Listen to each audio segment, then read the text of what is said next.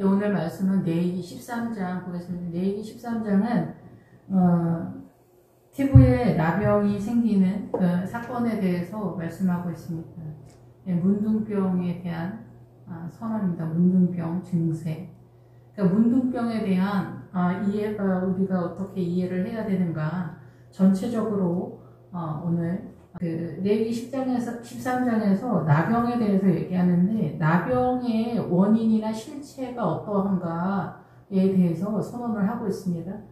예, 이 구약에서는 나병의 세력에 대해서 만일 사람이 그의 피부에 무엇이 돋거나 뾰루지가 나거나 색점이 생겨서 그의 피부에 나병 같은 것이 생기거든 그를 곧 제사장 아론에게나 그의 아들 중 한 제사장에게로 데리고 갈 것이라.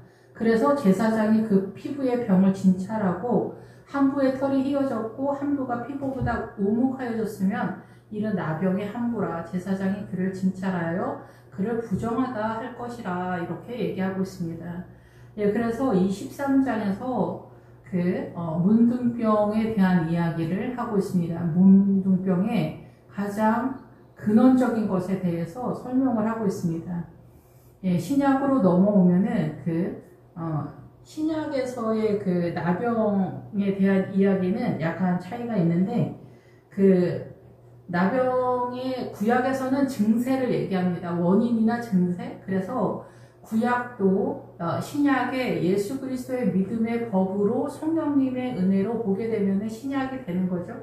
예수 그리스도를 예표하는 전체적인 개념이 구약에서 깔려있기 때문에 그렇습니다. 그래서 이 문둥병, 나병의 실존에 대해서는 구약이 좀 더 자세하게 설명을 하고 있는데 신약에서는 나병에 대해서 전체 개념으로 선언한다 이렇게 보는 것입니다. 그래서 신약에서는 이 나병이 전체 모든 인류가 나병 환자다 이렇게 선언하고 있기 때문에 이 나병의 기본 어근이 비늘로 연결입니다. 비늘. 그래서 껍질을 벗기다. 엷은 조각이 우리 눈에 있다라는 거죠. 그래서 바울이 예수님을 믿잖아요. 율법을 근거로 해서 하나님을 믿고 있는데 사도 바울이 다마스커스에서 하나님을 만났을 때 아나니아가 와서 안수기도해줬으면 눈에 비닐이 벗겨지는 역사가 일어나게 되죠. 그게 아나니아가 꼭 기도해주고 해서 소병이었다가 눈을 떴다. 우리식의 인식의 개념이라기보다 구약적 전체 개념을 율법을 근거로 해서 보는데 율법도 하나님의 법이잖아요. 그런데 우리의 눈이 사단나라의 정서의 개념과 사단나라의 영의 세계, 우리가 십자가의 끝자락에 가면은 이 모든 것이 영으로서 우리를 공격하고 있다는 걸 알게 돼요. 사단나라도 이 사단의 영의 세계, 하나님의 나라도 하나님의 영의 세계, 성령님에 의해 전체에 우리가 통치권에 있다라는 걸 알게 되죠. 그러면 그 전에 우리는 알든지 모르든지 사단나라의 통치권에 있는 거예요. 다만 사단이 우리를 얼마나 고급지게 통치하고 있는지 우리는 모르는데 그 전체 사단의 통치권의 존재의 모든 것이 우리는 눈에 가려져 있어요. 그래서 하나님의 나라를 볼 수 없어요. 인식할 수 없죠. 이 문화와 전통, 사상과 이념, 신념, 모든 대한민국의 행정이나 이런 모든 것들도 다 사단나라의 통치권 속에 있다라는 것을 상상을 못하는 그런 거예요. 그래서 이 비밀이 벗겨지는, 그래서 사도 바울도 비밀이 벗겨지는 역사가 일어나는 것부터 시작하는 거예요. 그 하나님의 나라는 새로운 나라다. 이 세상에 존재하지 않는 새로운 나라다. 생명의 나라다라는 것에 대해서 이제는 여러분이 이거를 이제 교회 다니시는 분들, 영적인 경험이 있는 사람들은 이 정도의 느낌적인 것들은 아마 이해하실 거라고 생각이 듭니다. 그런데 여기서 더 나가야 되는 거예요. 계속 사도 바울이 눈을 떴다고 해도 사도 바울이 뭐라 그래요? 중간에 나는 날마다 죽노라 어찌하든지 내가 부활에 이르려 한다 이렇게 얘기하잖아요. 지금 사도 바울도 부활하신 예수님에 의해서 이 문둥병의 가장 근원적인 눈을 어둡게 하는 사단의 공격의 전체 개념으로 이 눈이 어두운 거잖아요. 그런데 예수님, 성령님에 의해서 이 비닐이 벗겨진 거, 출발이다라는 거죠. 그래서 아직 내가 어찌하든지 부활에 이르려 한다. 사도 바울도 이 부활이 자기의 그 신앙의 목적이 되고 있는 거예요. 지금 가고 있는 중이라는 거죠. 예, 그래서 이 부활은 십자가를 완결하고 넘어가는 구도인데, 구약에서는 제가 이해하기는 이 십자가를 완결하고 넘어가는 그 상태가 요단강 넘어 이쪽 저쪽하고 여리고성에서 나타나는 이 틈에서 나타나는 전체 개념이다, 이렇게 볼 수가 있는 거죠. 그래서 여리고성에서 이제 여리고성이 무너지고 베델을 끼고 아이성을 공격하는 것이 실제적인 부활 신앙의 진짜 공격이다라는 거죠. 그 전에 우리가 요단강 전에 광야에서의 신앙과는, 이거는 사단 나라와 그 하나님의 나라가 섞여 있는 상태인데 거의 90% 이상, 7, 80% 이상이 어디냐면 사단 나라의 정서의 개념이에요. 왜 이렇게 길게 얘기하냐? 이 문둥병은 뭐냐면은 이 사고가 얼마만큼 사단 나라로 쩌들어 있냐, 이 얘기를 하는 것이기 때문에 그렇습니다. 그래서 이 나병에 대한, 이 문둥병에 대해서 여기가 이제 되게 길게 나와 있거든요. 나병의 증세에 대해서 굉장히 긴데, 제가 이제 이 한 장을 1시간 내에 전체적으로 다루다 보니까, 그리고 제가 다 이해한 게 아니라 이해한 부분에서만 설명을 하려고 하기 때문에 그렇습니다. 여기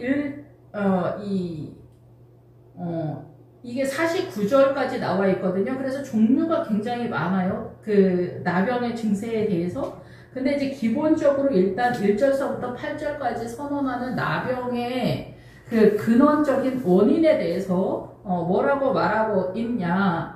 어떤 피부를 할 때는 피부는 이 피부를 얘기해요. 가죽을 얘기해요. 피부에 피 할 때 언어적으로 우리 육체의 피부와 부는 뭐냐면 육체라는 뜻이에요.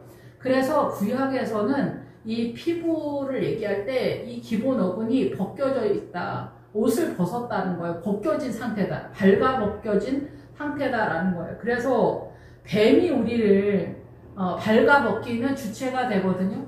예, 그래서 이 사단의 세력에 의해서 우리가 발가 벗겨졌죠. 이미 창세기 때서부터. 그래서 예수 그리스도의 세력이 무장이 되지 않은 상태예요.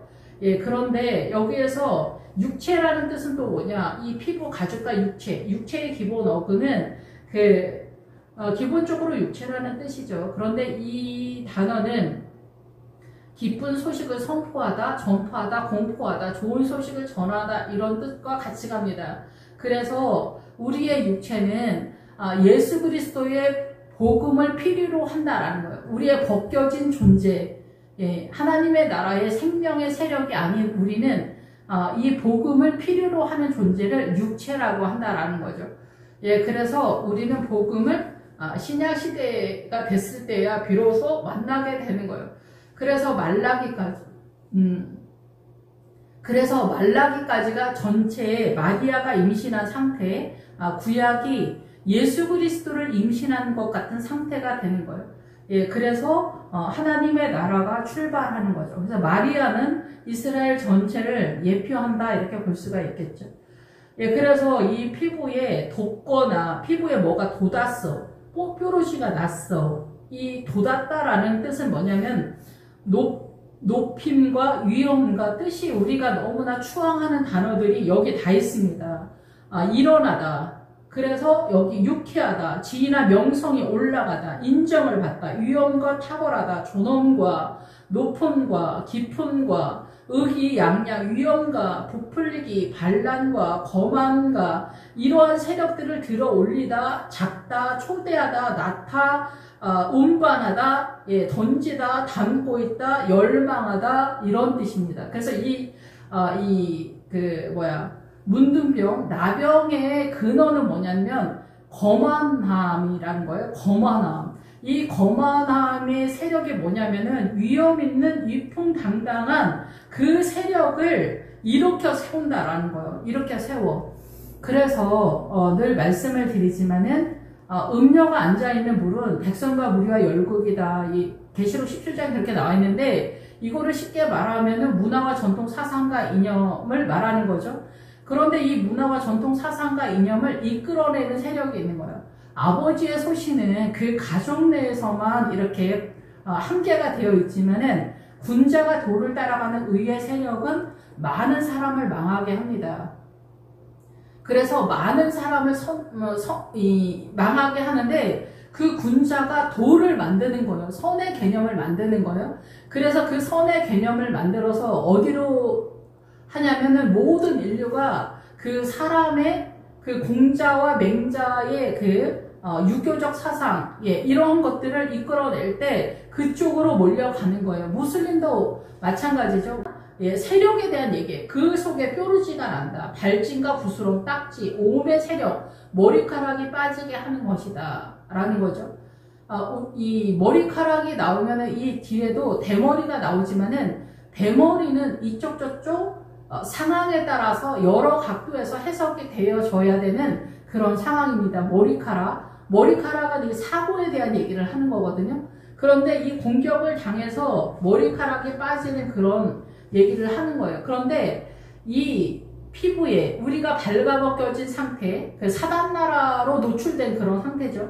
문화와 전통 사상과 이념이 그런 상태에서 이 높음과 위험, 이런 모든 것들이 보암직도 하고, 성악가가 보암직도 할 때 눈에 볼 때 열망을 하거나 간절히 추앙하는 것으로 내가 일어난다는 거예요. 내 마음이 흥분된다는 거예요. 열망한다는 거예요. 간절히 열망한다는 거예요. 그러기에 충분해 보인다는 거예요. 그게 뭐예요? 이 세상의 명예와 권세와 출세와 학력과 돈이나 뭐 헤어스타일이나 날씬함이나 옷 입거나 모든 것이 우리가 보기에 보암직도 하다라는 거죠. 지혜롭게 할 만큼 탐스럽기도 하다는 신중하다는 거예요. 그래서 지혜를 줄만해 보인다는 거예요.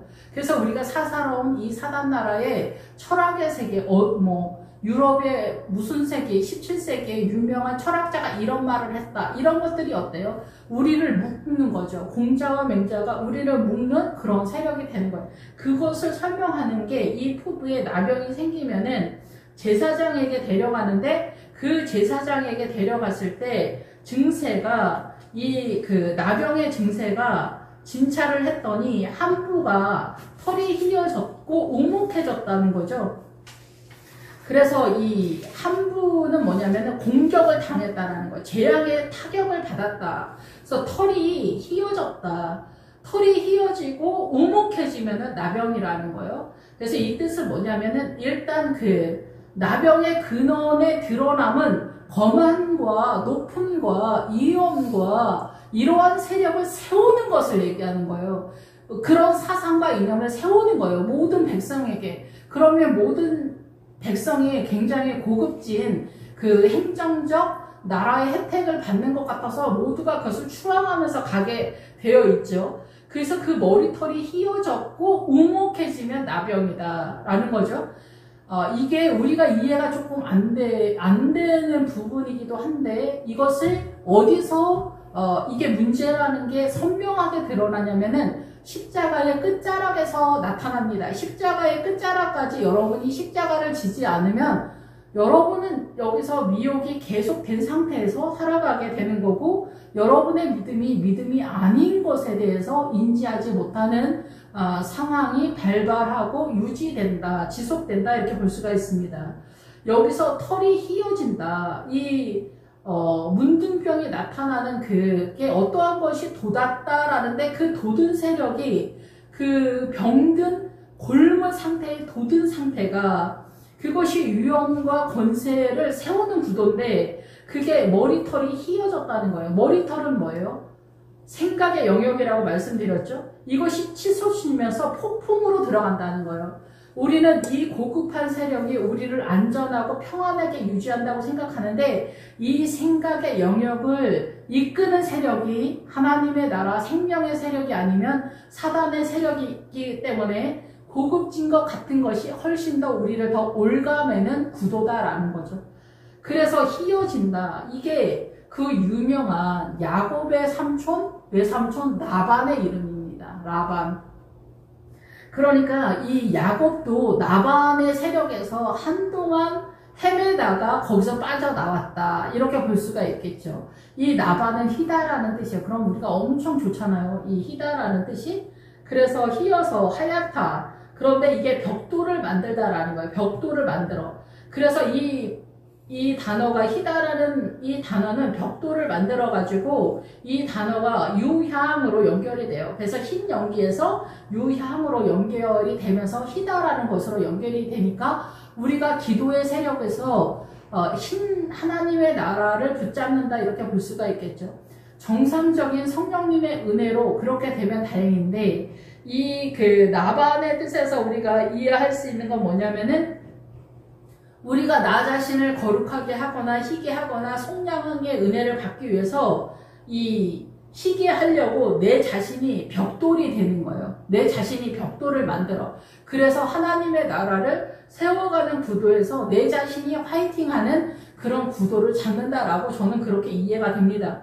그래서 이것을 더 함부가 우묵해지도록 탐지에 들어가는 거야. 파는 거예요. 계속. 이 신비스럽게 찾아낼 수 없는 이 세력을 깊이 파고 들어가서 심오하고 깊게 만들다는 거예요.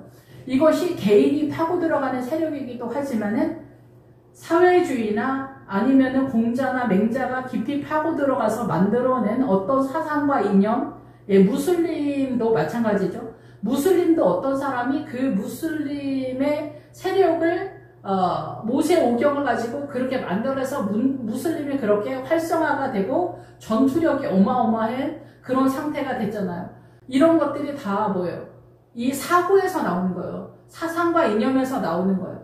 종교에서 나오거나 아니면 사회주의는 어때요? 그냥 2차 세계대전이 지나면서 사람들에 의해서 나타나게 됐죠. 그것도 여러 사람에 의해서. 그래서 그런 것들이 우리를 이끌어내는 거예요. 그런 사상과 이념이 우리를 이끌어내는 거예요.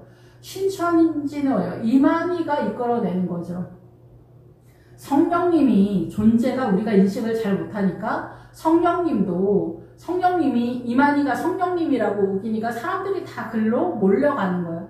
옛날에 낙성대에서 하고 요새 그 김명석인가 하는 그 이단 그 사람도 낙성대 거기에서 자기가 성령님이라고 그렇게 했었던 것 같아요.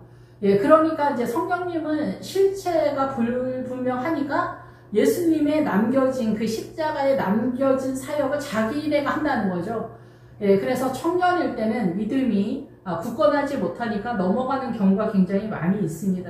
그래서 이 함부가 이 털이 휘어졌고 오목해졌다는 얘기는 뭐냐면은 이 앞에서 뾰루지가 나는 돋고 뾰루지가 나는 그 왜곡된 사상과 이념의 세력이 머리카락이 휘어지는 그 영화로움과 힘의 세력을 파고 들어가서 군자가 도를 만들어서 맹자와 공자와 도가 유교를 활성화시키는 그 사상을 만들어서 아시아 이쪽에 전부 전파를 해서 사람들을 묶는 그런 문화와 전통을 세력화했던 것처럼 오늘날은 유교는 약세고 사회주의가 강세잖아요. 그래서 이게 얼마나 화이팅이 그 전투적이고 활발하냐. 이 북한 같은 경우 그리고 공산주의는 다 하나님을 대적합니다. 기본적으로 공산당 사회주의는 하나님을 대적합니다.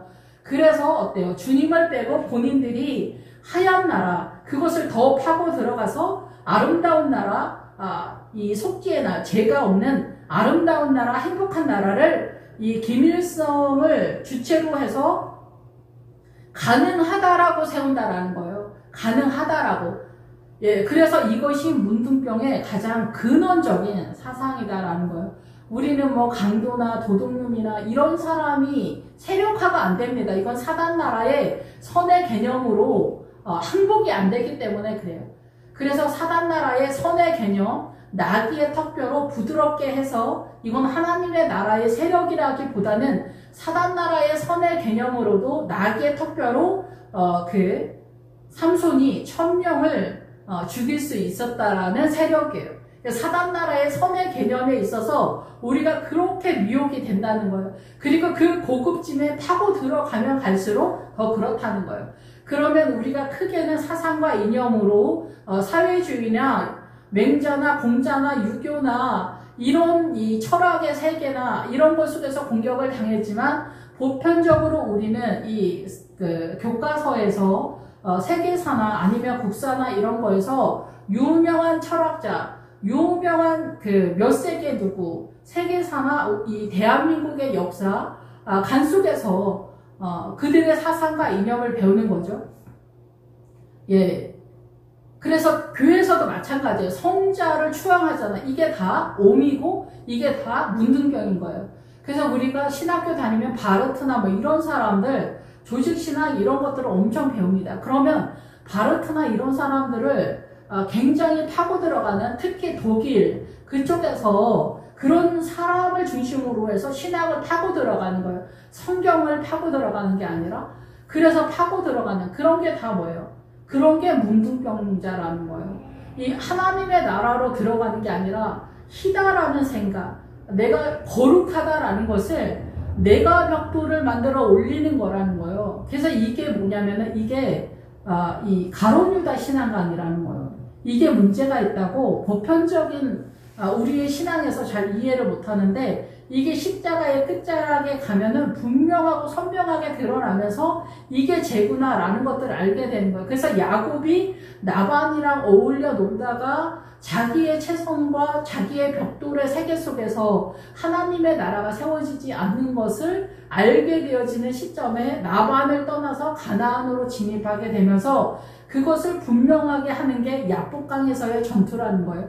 그래서 야복강은 비우다라는 거예요. 그래서 우리는 이 광야 전체와 야곱이 야복강에서 선언하는 바, 입다, 사사기 입다가 전쟁하는 야복강에서의 전투와 아로엘의 전쟁이 이 전체 개념이 뭐냐면은 사단나라로 우리가 중무장한 문화와 전통 사상과 이념 속에 우리의 사고가 쩔어있는 그 모든 것을 벗어내는데 그렇게 시간이 걸린다는 거예요. 벗어내는데. 그 벗어내는 과정이 예수 그리스도로 옷 입는 밑바탕이 되는 거예요. 기초가 되는 거예요. 기초가 되는 그런 상황이다라는 거죠. 예, 그래서 여기서는 사단나라의 그 고급한 군자가 도를 따라가는 사상과 이념이 교회 내에서도 마찬가지라는 거예요. 교회 내에서도 자기를 근원으로 해서 하나님의 나라의 거룩한 희게 되어지는 세력을 활성화하는 사람들이 나병환자라는 거예요. 이것을 번져가게 하면은 나병으로 선언이 되는 거고 가둬둬야 되는 거예요. 이거를 불살라버리는 그런 상황이 되어져야 되는데, 이게 번지지 않고 약하면 이 사람이 그런 왜곡된 사상과 이념을 추앙하는데 희미하면은 냅두라는 거죠. 보편적으로 다 우리가 문둥병 환자이기 때문에, 이거는 세력화가 안 되기 때문에 그런 거죠. 예, 그래서 교회 내에서 신천지, 구원파, 통일교, 아니면 무슬림 뭐 이런 쪽도 다 성경 속에서 연결시켜가지고 이 문둥병이 가장 활성화가 된 단체들이라는 거죠. 예, 그런데 이 사회주의도 마찬가지인 거예요. 사회주의도 예, 그렇게 하는데 이러한 것들을 누가 또 활성화시키냐. 김일성이나 그 밑에 있는 사람들, 이거를 추앙하는 사람들이 이거를 활성화시키는 거죠. 예, 이렇게 우리가 미혹이 되고 있는 거예요. 정신적으로, 도덕적으로 미혹이 되는 거죠. 하나님의 나라는 예수 그리스도에 의해서만 그 생명력이 존재하는 거예요. 예수님으로만 존재하는 거예요. 그런데 자기 자신이 나반의 세력, 벽돌을 만들어내는 거예요. 그리고 유향의 세력을 자기가 동원하는 데까지 가는 거예요. 본인의 무리들이. 그러면은 이 나병의 세력이 어떤 식으로 전개가 되냐. 종기로 나타나게 되는 거죠. 9절서부터 17절까지 종기로 나타나게 돼요. 피부에 힘이 돋고 털이 휘어지고 거기에 새로운 살이 생겼다. 이 전체 개념에서 우리가 문둥병 환자인데 여기 살이 생겼으면은 부정하지 말고 내비두라고 해요. 그러니까 여기 생명의 세력이 있다면은 예, 우리는 전체적으로 사실 문둥병이거든요. 그리고 눈이 어둡거든요. 그리고 주님을 믿고 구원의 확신을 있다고 해도 출발 단계에 있기 때문에 여기 무슨 자산이 있는 게 아니에요. 예, 그래서 청년은 내위인, 목회자의 자식일 때 청년이 20, 30인 거고, 그렇지 않고 부모가 내위인의 자손이 아니면은 자산이 없는 거예요. 예, 성도가 일평생 자산이 50이라고 말씀을 드렸고, 목회자는 일평생 자산이 200을 일단 하나님이, 예수님이 그 솔로몬을 지키는 자들에게 200을 준다고 선언했지만, 200까지 가는 사람은 드뭅니다. 예, 기본적으로는 100을 넘어가는 사람도 드뭅니다. 예, 100은 이 사단의 문화권에서 미혹의 세력, 이 세상의 미혹의 세력의 전체 개념을 깨달은 사람을 100이라고 하는 것이기 때문에 200까지 간다. 예, 이런 사람들이 이렇게 많지 않습니다. 의외로 이 광야에서 목회자들도 헤매는 경우가 많습니다. 그러나 그때그때마다 필요한 하나님의 나라의 그 세력을 주님이 준다는 거죠. 눈높이에 맞춰서. 그러니까 200이 전체 개념으로 세운다는 거는 쉽지 않다라고 볼 수가 있는 거죠. 그래서 여기서 이제 이 피부가 종기가 생겼다가 나았고 19절서부터 23절 부분적으로 이렇게 나병의 증세가 나타나는 것에 대해서 피부가 불에 되었는데 그 된 곳에 불그스름하고 희거나 순전히 흰색점이 생기며 여기서 불에 되었는데 왜 이런 상황이 나올까 그럴 때는 이 불의 세력에 있어서 사단나라 태양신이 보통은 이제 불의 세력인데 그 불의 세력으로 공격당해서 되었다. 이렇게 되었을 때 나타나는 증세와 남자와 여자의 머리에나 수염에 한부가 생기면 머리는 신양식으로 하면은 지진의 세력으로 등장한다라고 볼 수가 있어요. 지진이 흔들리다 이런 뜻이잖아요. 그런데 그것이 우리가 뭐 이 지구의 지진이 중요한 게 아니라 우리의 사고에 다른 생각이 들어오면 다른 사상과 이념이 들어오면 머리가 복잡하고 머리가 딱딱거린다 시끄러워 조용해 이렇게 얘기하잖아요. 이런 것처럼 여기서 시끄러워서 그런 게 아니라 복음이 들어오면은 내 머리가 복잡해지기 시작합니다. 이 사단나라의 문화에서 내가 욕심을 따라 모든 것에서 내 이기심을 따라 살아가고 있는데 욕심과 이기심을 따라 살아가는데 이 복음이 들어오면은 충돌이 되잖아요. 예, 우리가 그 할아버지들이 굉장히 이기적인 것들이 조금 더 탁월하잖아요. 예, 그러니까 어때요? 부부싸움을 할 때 본인이 지존이잖아요. 그래가지고 이 전쟁에 있어서 이 남편이 아내한테 너의 겸손을 보이라 이렇게 되면은 어마어마한 전쟁이 머릿속에서 나타나게 되잖아요. 아내는 남편한테 밟혀 있는데도 너의 겸손을 보이라 이럴 때 나는 억울하다, 나는 원통하다, 내가 이 집에 와서 이제 다 늙었다 이런 얘기를 하거든요. 그런데 남편은 자기가 하늘이라고 생각했는데 하나님이 너의 겸손을 보이라 이렇게 되면은 여기 어마어마한 상황이 벌어지잖아요. 그러면 이 복음이 들어오기 전 때는 이기심 속에서 서로 충돌을 하기 때문에 극렬해지잖아요. 그래서 요즘은 이혼이 더 성행하고 결혼하고 싶지 않다, 아이를 낳고 싶지 않다 이런 것들이 더 이기심이 세력화가 된 시대가 아닌가 이런 생각이 듭니다.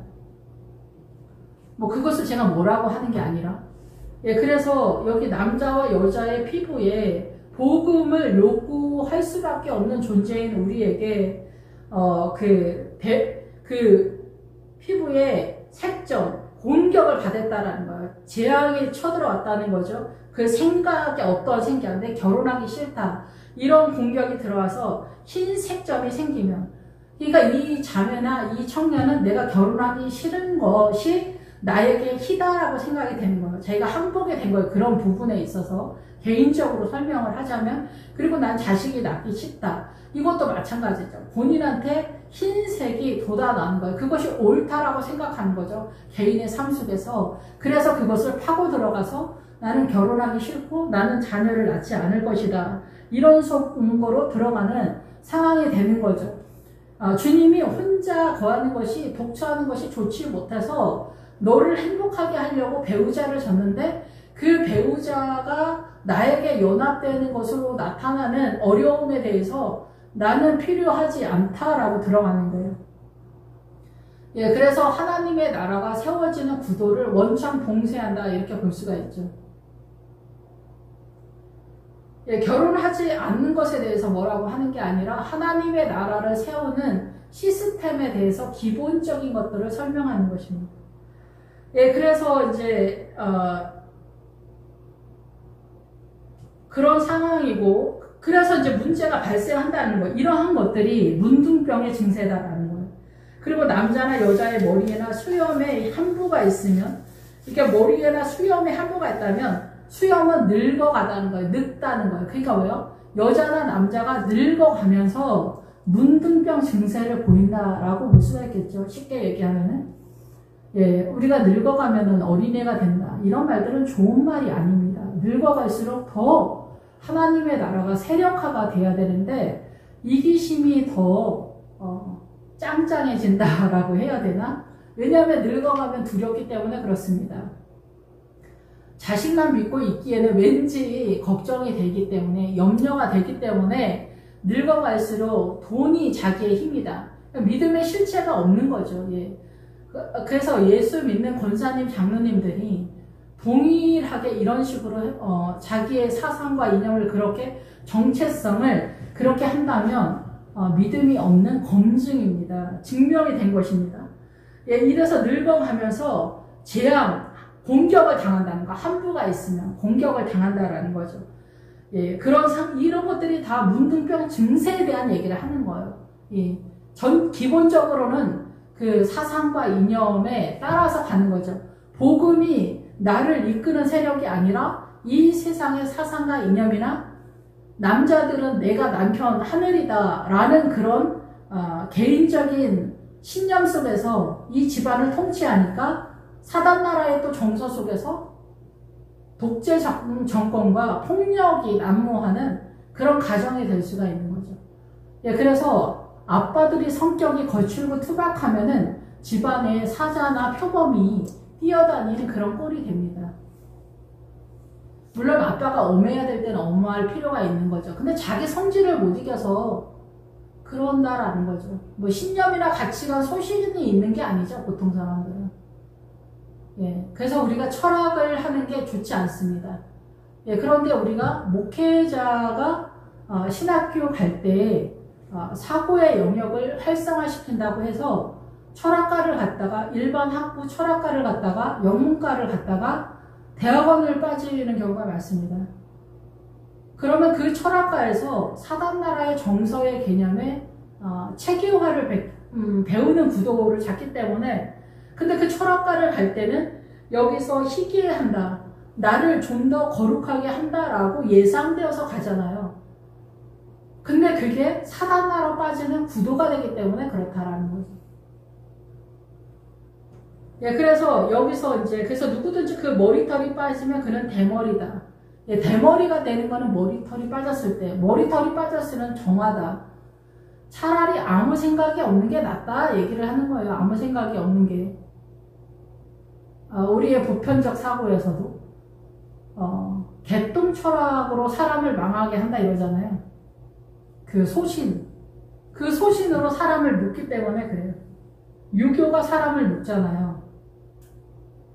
뭐 제사나 아니면은 뭐 권리나 의무나, 제가 요즘 말씀을 드리지만 효자나 효녀가 남편과 아내가 하나가 되는 것에 걸림돌이 되고 막는 세력으로 나타나게 되죠. 본인 스스로가. 그리고 남편의 권위가 하늘일 때, 남존 여비가 됐을 때 남편의 세력의 시댁이 전체 세력화가 돼서 이 아들과 며느리가 하나가 되지 못하도록 여기도 또 지원 세력을 합니다. 이런 시스템들이 다 세력한 거예요. 이런 시스템들이 나중에 이 밑에 나오는 나병 환자가 토로세나 베오세나 날실이나 시나 이거에서 연합이 된, 혼합된 그런 구도다라고 볼 수가 있는 거죠. 시스템을 그렇게 하는 거예요. 국가나 문화와 전통 시스템 행정을 사단나라로 체계화하는 거죠. 그러니까 북한 같은 경우는 하나님을 빼고 사회주의, 여기 문둥병의 절대 세력인 무엇이 돋고 뾰루지가 나거나, 무엇이라고 딱 얘기했잖아요. 그 실체가 그 시대마다 틀리기 때문에 무엇이 돋았다는 거예요. 그 위험과 덕망과 의기양양한 그 거만한 세력을 잡아서 세운다라는 거예요. 그게 사회주의죠. 김일성 주체 사상을 북한이라는 나라는 절대적으로 세워버리는 그런 상황인 거죠. 예, 그래서 주님을 원천 봉쇄하는 거예요. 국가적인 차원에서 원천 봉쇄를 하고 자기네는 세상 없는 나라다. 세상에 제일 가는 행복한 나라다. 근데 주님은 세상에서 제일 불쌍한 나라다. 그것을 추앙하는 사회주의를 추앙하는 남쪽의 사람들은 또 뭐냐. 이 정도로 우리는 어마어마하다라는 거죠. 이 사람이 그게 대단하지 않습니다. 예, 신천지를 쫓아다니는 어마어마한 사람들은 또 뭐냐. 무슬림의 사람들은 또 뭐냐. 예, 무슬림도 마찬가지죠. 예, 그래서 무슬림이나 힌두교나 뭐 불교나 뭐 신천지 이만이나 통일교 문선명이나 김일성 주체사상 북한이나 중국이나 다 마찬가지예요. 이런 것들이 이 사상을 세력화해가지고 전 인류를 망하게 하는데 그것이 바로 문둥병의 가장 고급한 것으로 드러난다는 거예요. 그러니까 많은 사람들이 항복을 한다는 거죠. 무슬림 사람들이 우리가 생각하는 것처럼 바보여서가 아닌 거예요. 그 사람들은 그게 항복이 된 거예요. 그게 어느 정도 세력화 됐을 때 국가가 무슬림이 선언이 되면서 어때요? 무슬림이 준한 행정적 체계가 서는 거죠. 북한도 마찬가지죠. 예, 사람들이 사회주의를 따르니까 그 사회주의를 추앙하는 사람들의 상당한 부분이 채워졌을 때 거기 사회주의 공산당 김일성 나라가 딱 서는 거죠. 그러면서 그 사회주의를 통치하기 위한 이 행정적인 통치권이 나타나게 되는 거죠. 예, 그러한 세력이 나타나는 그 절대 사상과 이념이 우리가 추앙할 때는 희고 우묵하다는 거예요. 희고 우묵하다는 거예요. 근데 우리가 느낄 때는 그 세력이 어마어마하다라는 거예요. 거만한 세력인데 우리의 보기에 흠모할 만하다, 보함직하다라는 거예요. 그 사상과 이념이. 예, 그래서 그거를 세웠다라는 거예요. 예, 의기양양하고 위엄과 존귀함 이러한 것들이다라는 거죠. 맹자와 공자가 그 시대에 어마어마한 거죠. 사회주의만큼이나. 사회주의는 2차 세계대전이 끝난 다음에 나타난 세력으로서 복음을 대적하기 위해서 등장한 사상과 이념입니다. 그래서 복음을 대적하기에 능히 그만한 가치와 위엄과 존귀함이 있습니다.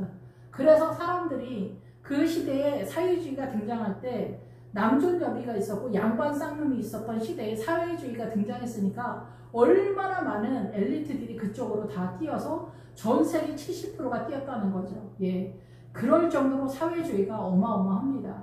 예, 그래서 이 사회주의가 얼마나 어마어마하면 북한이 그 사회주의를 가지고 저렇게 하고 있는데 남한의 그 김일성 주체사상 북한에 가지 못해 안달이고 북한의 그 사회주의 김일성 주체사상 우리나라 사회주의는 독자적인 사회주의가 아닙니다. 북한과 연결된 김일성 주체사상 사회주의입니다. 그런 쪽으로 뛰고 있다는 거예요. 예, 그래서 우리가 좌파의 세력, 민주당을 추앙하는 모든 사람들이 자기가 알든지 모르든지 이렇게 뛰고 있다는 거예요. 부분적으로. 예, 그런데 우리는 또 절대적으로, 전체적으로 이 문둥병 환자예요. 눈이 어두워. 그래서 그것뿐이에요. 나머지 우리가 살아가는 뭐 남존여비나 뭐 이런 모든 것들이 다 그런 거예요. 효자, 효부까지도 복음을 맡고 있는 그런 세력이라는 거죠. 예, 그래서 우리가 효자, 뭐 효부 그런 액션을 조금만 취해도 엄마, 아빠들이 눈물을 흘리면서 기뻐하는데 더 중요한 사랑과 애정으로 가지 못하는 거예요. 더 중요한 사랑과 애정으로 갈 만한 에너지가 나한테 없으니까 의무감으로 하게 되는 거죠. 근데 그것만으로도 엄마, 아빠들이 좋아하는데 엄마, 아빠들이 또 이 자식들을 묶는 구도라는 거예요. 일상 삶 속에서. 이놈의 자식아, 이놈 새끼야, 엄마가 너를 어떻게 해서 키웠는데 네가 엄마한테 이렇게 해 하면서 보상 심리나 네가 엄마한테 이렇게 해야 된다 이렇게 하는 거죠. 그리고 엄마 생일인데요, 뭐 이렇게 하면서 물론 얘기할 수 있어. 이렇게 제가 이렇게 예를 들어 설명하니까 이해하시죠? 이런 것들이 다 우리는 서로 간에 부부지간에도 그리고 올가매는 거예요. 자식도 올가매먹고 부모도 올가매고 의무와 권리가 종의 믿음의 개념인 거예요. 의무와 권리가. 그래서 우리가 의무와 권리가 너무 싫어서 미국으로 이민 간다 막 그런 얘기 하거든요. 그래서 거기서 자유롭다. 구두 닦기를 해도 서울대 나온 사람이 미국에서 뭐 구두 닦기를 하면서 사는데 행복하다 그랬다는 거는 물론 행복하진 않겠죠. 근데 어쨌든 그런 개념이 있다라는 거예요. 그 정도로 우리는 의무와 권리, 책임 이런 것들을 제사나 예법이나 이런 모든 것에서 유교나 이런 거에서 다 장악하고 있는 그런 거예요. 그런 것 속에서 우리의 인식의 구도가 그렇게 자리 잡혀 있는 거예요. 그래서 이 세상이라는 코스모스라는 단어는 정돈되어진 세상의 질서라는 뜻이에요. 그러니까 사단 나라의 이 문화 전통의 질서를 사단이 잡고 있다는 거예요. 이 세상 대한민국이 그냥 돌아가는 게 아니에요. 일본, 중국, 북한, 한국 다 다양하게 사단의 통치권이 나타나는 거죠. 그렇게 다양하게 통치를 하고 있는데 누가 얼마만큼의 복음의 세력을 갖고 있냐라는 거예요. 네.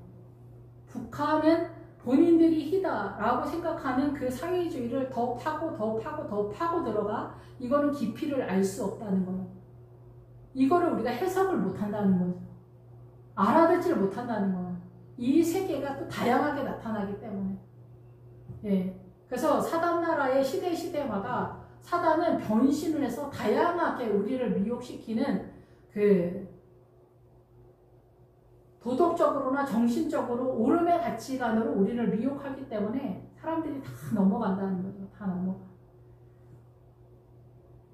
예, 그래서 대머리는 좀 복잡하기 때문에 그래서 그 삼손이 머리를 자르지 않았다라는 거는 네 생각을 쓰지 말라는 얘기예요. 근데 삼손이 손을 댔잖아요. 자기 생각을 사용하기 시작했다는 거죠. 대머리는 아무 생각이 없다라는 거죠. 자기 생각을 사용하지 않다, 존재하지 않는다는 거죠. 그래서 하나님의 백성은 대머리가 돼야 되는 거죠. 예, 그런데 원래 머리가 없는 사람하고 또 이게 차이가 있습니다. 그러니까 우리의 생각을 쓰지 않는 것과. 그래서 여기서 나병한 자는 45절, 46절에서 옷을 찢고 머리를 풀며 윗입술을 가리고 외치기를 부정하다 할 것이요. 이게 우리가 옛날 영화 보면은 이 문둥병 환자가 이스라엘에서 배너나 이런 데 보면은 그렇게 하고 다니잖아요. 문둥병인 사람들이. 나는 부정하다. 그래서 왜 이러냐면은 이 나병 환자는 원래 자기 영적인 옷이 넝마라는 뜻이에요. 넝마. 그래서 다 떨어진 자기 옷을 찢으라는 거예요. 그러니까 자기의 사고의 개념을 찢으라는 거예요. 그거를 체계화시킨 거예요. 이 옷에 대한 얘기는. 그래서 이 옷을 자기의 옷, 정신의 세계에서 그 올라오는 사단의 문화권에 자기의 영혼이 넝마 같은 그런 상태라는 거죠. 그래서 옷을 찢어라. 너의 사상과 이념을 찢고 머리를 풀어라. 너의 생각을 건드리지 말라. 풀어 헤치고 다녀라. 거지 꼬라지죠. 거지 꼴. 너는 그렇다는 거야. 너는 지금 존재가 그렇다라는 거야. 네가 옳다라고 생각하는 그 사상과 이념, 신념, 소신, 가치관 이런 것들이 사단나라의 문둥병 증세라는 거예요. 우리는 이것으로 장악되어 있다는 거예요. 그러니까 일상의 일반인의 삶에 효자나 효녀가 되기 위해서 남편과 아내가 연합이 안 되고 엄마 아버지한테 연연을 하는 거. 우리는 이게 옳다라고 생각하거든요. 그리고 옛날에 뭐라 그래요? 부모는 하나인데 여자는 골짜기마다 있다. 미친 거 아닙니까? 이 사단나라의 이런 유언비어가 하나님의 나라를 망하게 하고 있다는 것을 모른다라는 거죠. 크게 사회주의 추앙하고 그쪽으로 내 인생을 거는 사람들도 많잖아요. 그만큼 강력하기 때문에 인생을 거는 겁니다. 이렇게 만만하면 누가 거기에 추앙을 하겠습니까? 예, 그래서 이렇게 다 나가 떨어진다는 거예요. 그래서 윗입술을 가려라. 하나님의 나라에 대해서 너의 입술을 숨기라는 거예요. 너의 그 발언을 말하지 말라는 거예요. 너의 그 사상과 이념을, 너의 소신을, 신념을 말하지 말라는 거야. 그리고 너는 거지다는 거야. 너는 머리를 풀어헤친 너의 그 머리를 건드리지 말라. 라는 거죠. 근데 우리가 사단나라에서 사단이 우리를 미혹하고 유혹할 때 정신적으로, 도덕적으로 미혹하고 유혹을 하는 거예요. 도덕적으로 더 옳은 것처럼. 효자, 효녀, 예, 이런 거, 아니면 남존 여비 이런 거, 남자들이 대표성을 띈다, 이렇게 말을 하니까 그럴듯해 보이지 않습니까? 이런 식으로 나가는 거죠. 예, 그런데 주님은 이 목사님 아내들에게 네가 순종하라고요. 남편한테 순종해야 할 이유에 대해서 얘기를 해줍니다. 그런데 그런 것들은 다 기본기에서 얘기하는 겁니다. 그러면 나중에 남편한테 어떻게 하라, 그것도 아닙니다.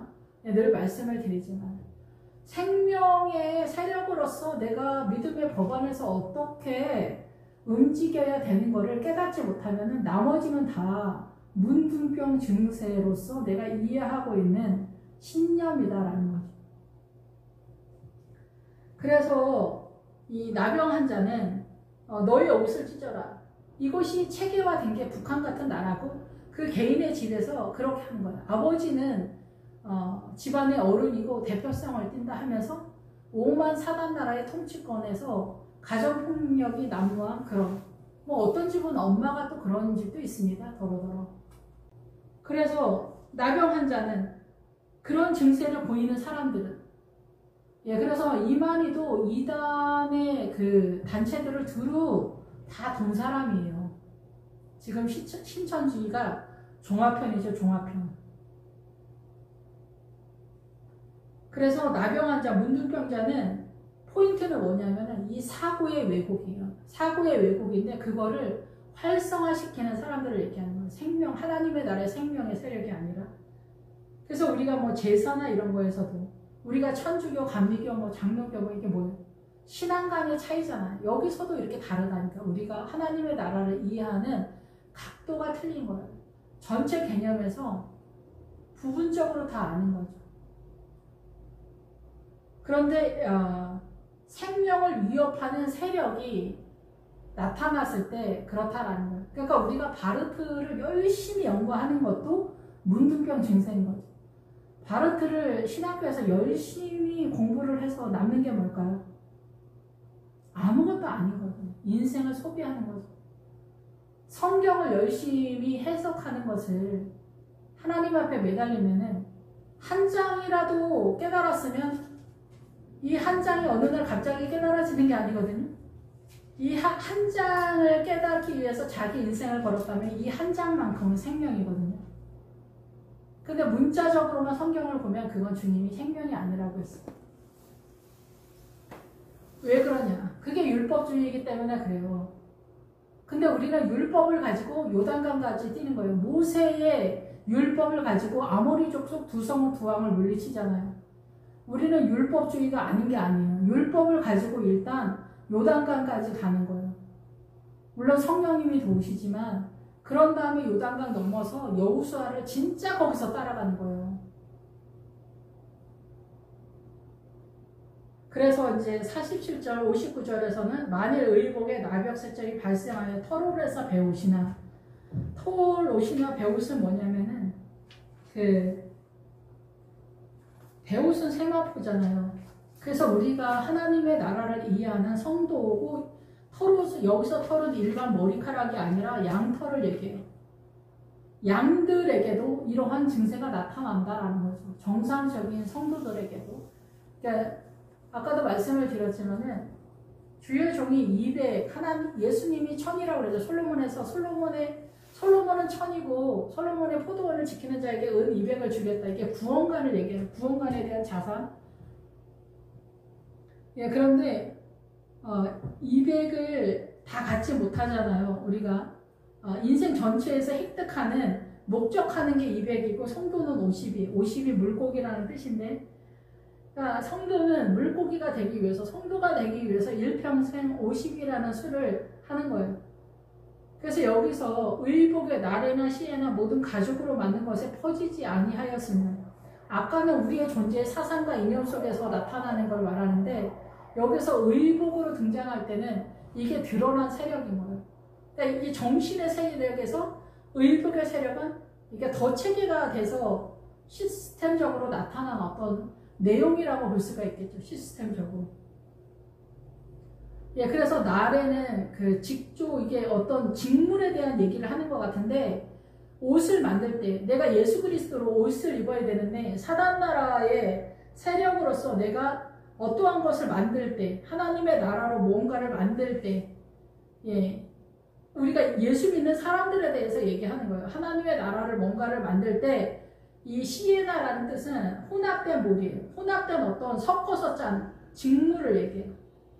그래서 그 혼합된 세력으로 들어가는 거예요. 서약하고 자기의 것을 저당자 앞에 이끄는 거예요. 교환을 하는 거예요. 보증물을 주는 거예요. 이거의 대표가 WCC잖아요.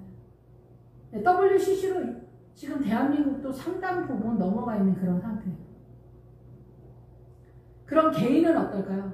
개인도 마찬가지예요.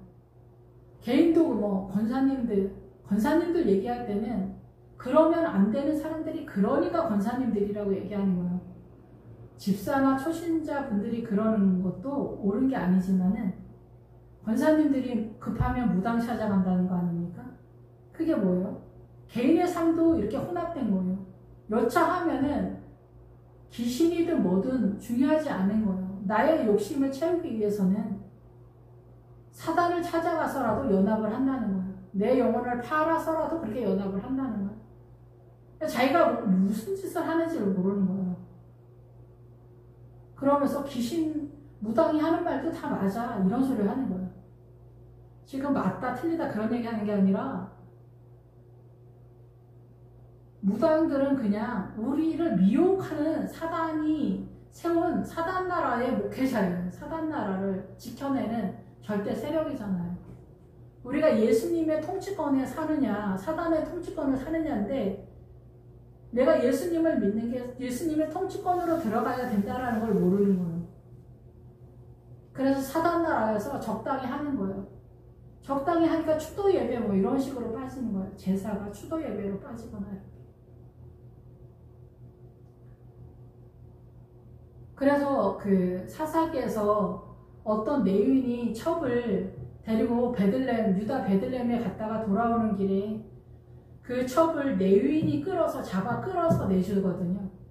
그게 뭐냐면은 성도들이 사고칠 때, 믿음이 아닐 때 목회자가 정확하게 얘기를 해줘야 되는데 성도들이 무섭거든요. 그러니까 어때? 아니에요, 원사님. 그럴 수 있죠. 당연히 그럴 수 있죠. 주님은 사랑이시니까 용서해 주실 거예요. 성도니까 너무 예민하게 가지 말자. 이런 것들이 다 성도들이 죽는다는 거예요. 믿음을 제대로 못 세운다는 거예요. 자기만 좀 더 정확하게 한다는 거예요. 그래서 거기 노인도 이 사람한테는 망령된 일을 하지 말아요.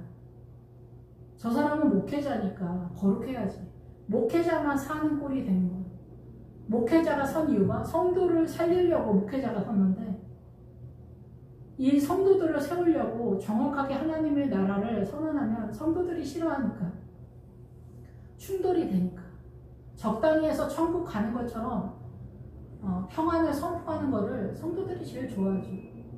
그래서 어때요?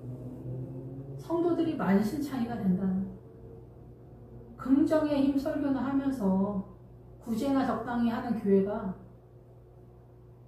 하나님의 나라가 아니라는 거예요. 이런 것들도 다 문둥병인 거예요. 내가 헌금을 얼마나 많이 했는데 물론 헌금도 중요하죠. 헌금도 피가 마르고 뼈가 마르는 사람들이 있으니까. 근데 어쨌든 이런 전체적인 모든 것들이 어떻게 하나님의 나라를 세우지 못하도록 사단이 역사하는가라는 것들을 이해를 해야 된다라는 거죠. 그래서 사도 바울이 자기가 일평생 그렇게 어마어마한 하이팅에 전쟁을 했는데 자기가 눈을 가려서 몰랐다라는 거죠. 근데 그것이 출발이라는 거, 그 비밀이 벗겨진 것이 출발. 하나님의 나라, 새로운 나라를 보았다. 내가 날마다 죽노라. 어찌하든지 내가 부활에 이르려 하노라. 예, 사도 바울도 나중에는 뭐 부활에 이르렀고 이제 그 다음에 갔겠죠. 예, 그런데 부활은 십자가를 통해서 고난을 통해서 하나님의 나라가 활성화가 됩니다. 고난의 십자가를 여러분이 지지 않고 이혼하고 이혼을 뭐라고 하는 게 아닙니다.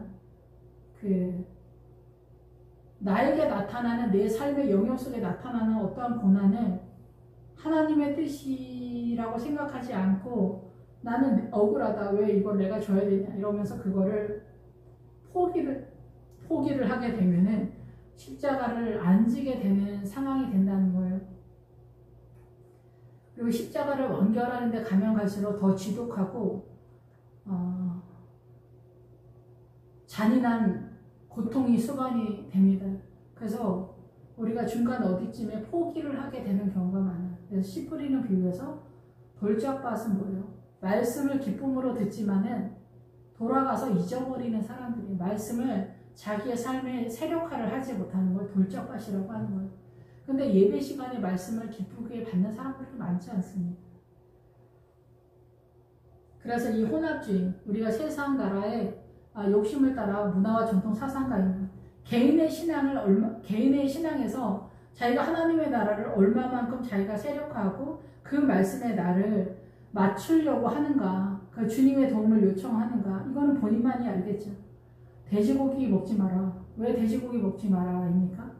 많이 먹잖아, 돼지고기가. 많이 먹는데 되새김질 하지 않는 거야. 말씀을 자기 안에 세력화를 하지 않는 거야. 예수 믿는데 바람 피우고 다니고 거짓말하고 속이고 욕심을 따라 파이팅하라고, 이런 것들이 늘 내 몸에 그대로 노출되어 있잖아요. 근데 이것에 대해서 전쟁을 계속 해야 되는데 그것이 옳음이라고 자기가 또 생각을 하면서 간다면 이게 문둥병이라는 거죠. 그래서 특히 할아버지들이 많이 그러시는데 남존여비의 사상을 그대로 갖고 있기 때문에 남자의 절대 지존에 대해서 아내한테 강력하게 요구를 하게 되면 어떻게 돼요? 그것만으로 파고 들어가는 거예요. 그런 게 종기의 증세다. 문둥병의 종기의 증세다. 이렇게 볼 수가 있는 거죠. 예, 문둥병이 심하면 생각을 하지 마세요. 그냥 머리를 풀어 헤치고 나는 부정하다. 입을 열지 마세요. 입을 열지 말고 생각을 하지 말고 조용히 가만히 있으라는 얘기예요.